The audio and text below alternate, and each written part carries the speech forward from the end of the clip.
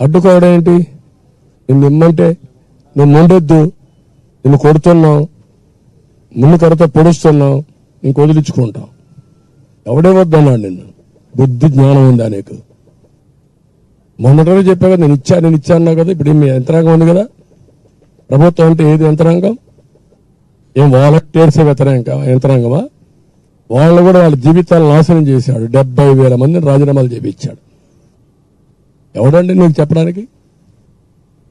మళ్ళా నువ్వు వస్తే నీకు మళ్ళా వాలంటీర్లు అంటే ఆయన ఎలక్షన్ మేము 10,000 ఇస్తాను అది చెప్పాలా?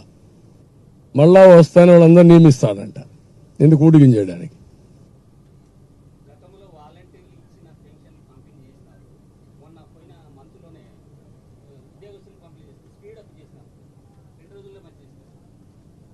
ఇప్పుడు కాదు, సెక్రటరియట్లు ఇచ్చారు.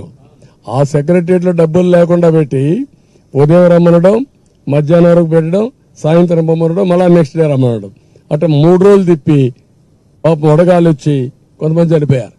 చనిపోయిన వాళ్ళని కూడా మళ్ళా వీళ్ళ కథ మీకు తెలుసు కదా, 33 మందిని లెక్కేశారు. ఎవరికి తెలియదు ఈ లెక్క, వీళ్ళకే తెలుసు.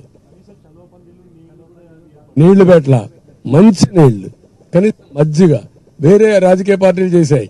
వీళ్ళు చంపడానికి తీసుకొచ్చారు, మేము కాపాడడానికి నీళ్లు ఇచ్చాం, భోజనం పెట్టాం, మజ్జిగ ఇచ్చాం.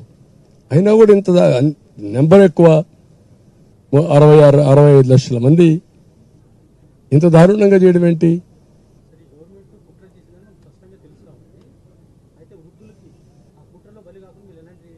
నేనేం చెప్పానంటే జాగ్రత్తగా ఉండడం.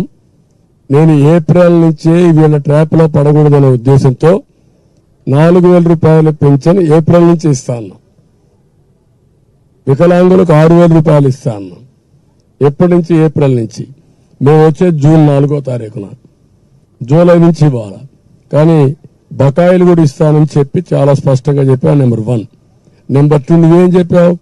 2028కి 250 రూపాయలు, 2029కి మళ్ళా 250 రూపాయలు. 3 నెలలు నువ్వు ఉండేది. ఏప్రిల్లో ఎన్నికలు, ఏప్రిల్ ఎన్నికలు అయితే ఎన్ని నెలలు ఉంది? 3 నెలలు. ఇది మోసం కదా. మేము ఈ ఏప్రిల్ నుంచి ఇస్తానన్నావు, నువ్వు 2028-29. ఇది వృద్ధులను మోసం చేసే విధానం, ఇది వృద్ధులను ఆదుకునే విధానం.